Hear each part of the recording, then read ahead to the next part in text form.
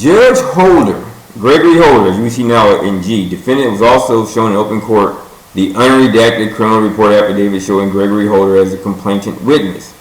Now, here's what's interesting, people. Judge Gregory Holder was a judge actively on a case that I was attempting to intervene for one of the properties.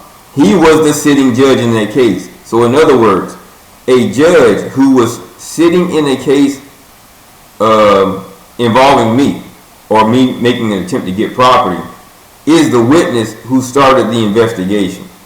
So if I got any great civil rights attorneys out there, or any, well, you have to be a civil rights attorney for one, because I'm definitely going to file a 1983 action in this case.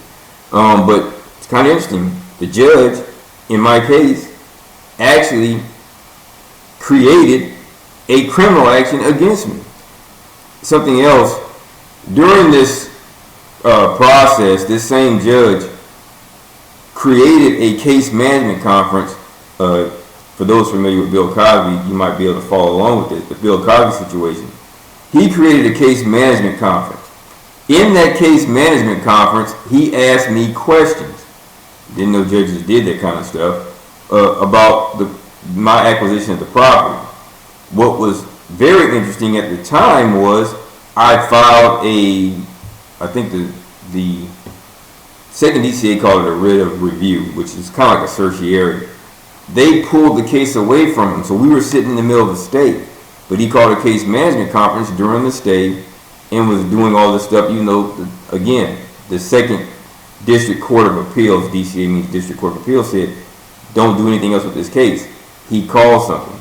He admits during this case management conference that he had witnessed me in another proceeding about another property. Oddly enough, people, in that case, one of the judges that he was sitting in front of is a judge that I sat in front of. That may not make sense. He went into a judge's chambers to actually investigate and watch me.